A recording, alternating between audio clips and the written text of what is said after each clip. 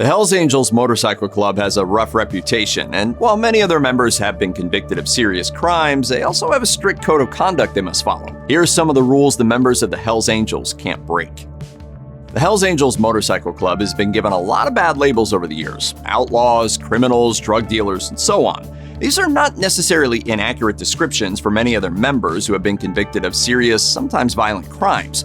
But while these terms do not define all of them, the vast majority can truly be viewed in another way too, as warriors. In 1948, World War II veterans created the Hells Angels Motorcycle Club when they were growing restless in peacetime, and surplus bikes from the military were dirt cheap.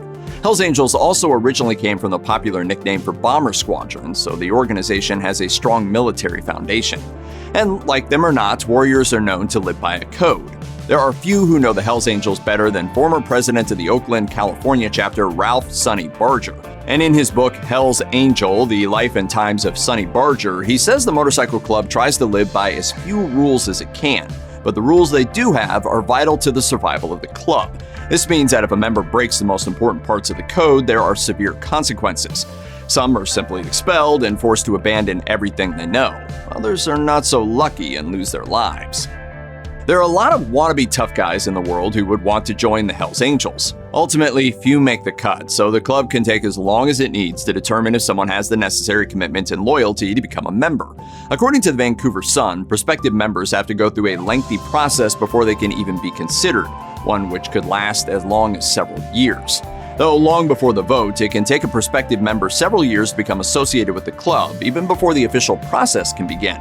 In his book, Hell to Pay, Hells Angels versus the $1 Million Rat, crime journalist Neil Hall says a candidate must have already been personally acquainted with a full member for no less than 5 years before they will even be considered for membership. Acquaintances who qualify can then try to become what is called an official friend, if they have a sponsor and win unanimous approval in their first chapter vote. The next stages can still take years as candidates move up to what is known as hangarounds and then prospects before the final vote takes place for full membership. Like the warriors of old, the Hells Angels rush into battle displaying their fine heraldry and insignia. However, there is certainly a modern twist to the bikers' iconic imagery, meaning that the founders of the club have the sense to fully trademark the now classic symbols called patches and protect them with copyright law. This way, bikers don't always need to protect their IP with violence or intimidation. The gang strictly forbids anyone from wearing their insignia, and most obey the rules, whether it's out of fear from legal repercussions or simply just not wanting to get beat up. As Sonny Barger says in his book, members are willing to fight for their club and the symbols that represent it as well. So if someone was caught wearing a patch without being a member, he will certainly get his butt kicked. The members of the club proudly display the Hells Angel logo and Death Head's winged skull insignia on their vests and jackets almost anywhere they go. In fact, they have to. According to the Duluth News-Tribune, the club mandates its members to wear their patches and vests whenever they are together to show their commitment to the club. Just as soldiers depend on their comrades in battle, the Hells Angels know that other members will always be there for them when they're in trouble. Hells Angels president George Christie, who talked about his experience in a History Channel docuseries, said the main rule is always to back other members. The support is there even if it could lead to violent, bloody encounters. The number one rule of the Hells Angel Code is always back your brothers. Christie learned the importance of this rule in 1976 before he was even a Hells Angel. When he was a prospect for the Los Angeles chapter, an outsider with a bad attitude angered the club president known as Old Man John. So John hit him several times and threatened to cut the man's throat with a knife, watching Christie as he did to gauge his reaction. John was testing me as much, if not more, than he was testing the individual. After seeing in his eyes that Christie was willing to back whatever action John took, the president was satisfied with the recruit. John then cut off the imposter's jacket and kicked him out of the bar. Club meetings are a vital part of the Hells Angels and are a forum to discuss all sorts of important business. But what is not talked about is any sort of illegal activity. The club's security is of utmost importance, so these subjects are completely avoided in official discussions. Christie said that even though the Hells Angels do not consider themselves a criminal organization, they still acknowledge that some of their members may be involved in activities outside the law. Because of this, no members are allowed to discuss these outside activities at the club or in any way that would tarnish the group's reputation. George Christie claims that the reason law enforcement agencies categorize the club as criminal is because it is easier for them to target the organization as a whole rather than specific individuals within the club. If this is the case, it would be easy to see why it is so difficult for the police to infiltrate the Hells Angels. Strict rules, the years-long membership process, the restrictions on speech and behavior, and the structured hierarchy of the club have created highly effective barriers to law enforcement. As a motorcycle club, the Hells Angels spend a considerable amount of time on their bikes and often travel together as a group. What are some of the qualifications for joining Hells Angels?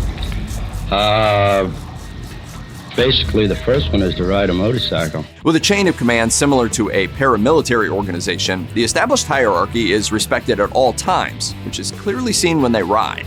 As the fearless leader, the chapter president always rides in the front, even if that places him at the most risk for possible collisions. Tradition usually has the vice president traveling next, followed by the road captain and the sergeant of arms. However, after the chapter officers, the situation is much more chaotic. Barger wrote in his autobiography, "From that point back, it's a free-for-all drag race jockeying for position. After the first 10 spots are taken, the rest fall back in from there. And obviously, prospects are always at the back of the pack. To keep order while on the road, the bikers tend to stick with a formation once it has been established. And since the Hells Angels never leave a brother behind, they often pull over together, especially if a member has been stopped by a cop. Before someone can even try to become a member, there are certain things that instantly disqualify a person. Hall wrote in Hell to Pay that child molesters and rapists can never join the Hells Angels. The club also does not want their member to have any connection to law enforcement. This means that if someone took any steps to become a police officer or prison guard, there is no chance he can ever join the club. Even if it is found out that someone only applied for a law enforcement job, that still makes them unworthy to wear the patch. In Hall's estimation, it seems likely that this rule is in place to make it easier for the bikers to continue certain criminal activities without getting caught.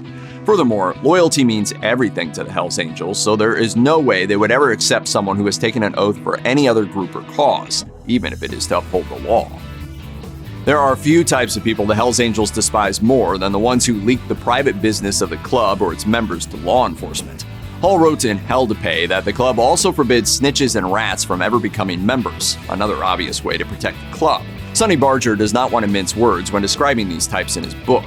He wrote, "Most rats are loud-talking bullies who like to push people around and talk tough when the club surrounds them. They thump their chests and yell about how much they love the club and how they're going to be with us for the rest of their lives." He goes on to note that when and if they do get in trouble, they rat on their brothers to save their own skins. Barger says that because brotherhood and loyalty is so important to the club, a rat is the true enemy.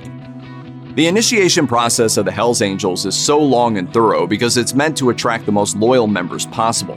So the Hells Angels do not officially recognize any retirement from the club and expect members to stay for life.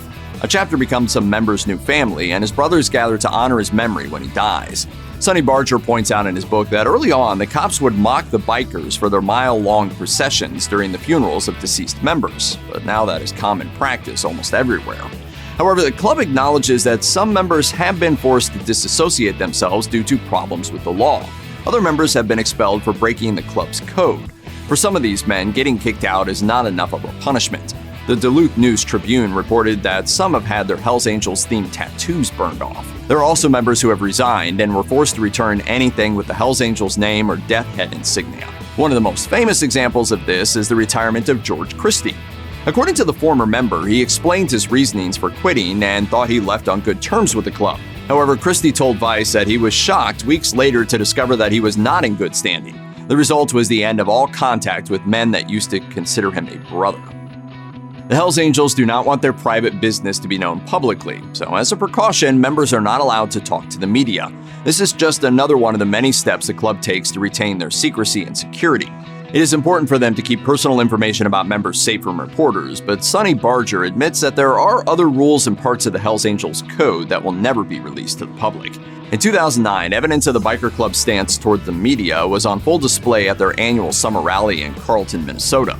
According to the Duluth News-Tribune, reporters went to the event but noticed that the Hells Angels would consistently stop talking or turn their backs whenever reporters were present. Please respect our privacy. Women aren't completely excluded from the club. Barger wrote that they are more than welcome to hang out at the clubhouse, especially if they are the wives and girlfriends of members. As an essential part of the lifestyle, these women spend much of the time with their partners, often on the road as well. And in the early days, the women even wore the treasured patches to increase the exposure of the insignia. But even partners of members can only attend meetings on special occasions because women are not allowed to ever become official members. The Hells Angels also rely upon women in key positions to gather intelligence on law enforcement agencies and rival gangs, according to the Vancouver Sun. The information obtained is vital to the organization, and the club has had these female spies as air traffic controllers and even in the military.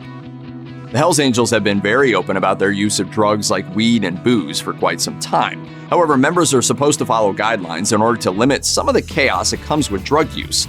The club forbids the use of heroin and needles, mostly because it damages the reputation of the club. Other rules are more specific for certain circumstances. Sonny Barger wrote that smoking weed or even cigarettes is prohibited during meetings, and especially if some members are under parole, probation, or might get drug tested, no one should spike the booze because nobody wants to get messed up unexpectedly. For a time, the club also banned stealing from drug dealers during transactions, operations known as drug burns, because stealing damages the reputation of the club. However, the former chapter president claims that this is no longer a rule because the cops have used it against them too many times to make criminal charges against the organization. Check out one of our newest videos right here. Plus, even more grunge videos about your favorite stuff are coming soon. Subscribe to our YouTube channel and hit the bell so you don't miss a single one.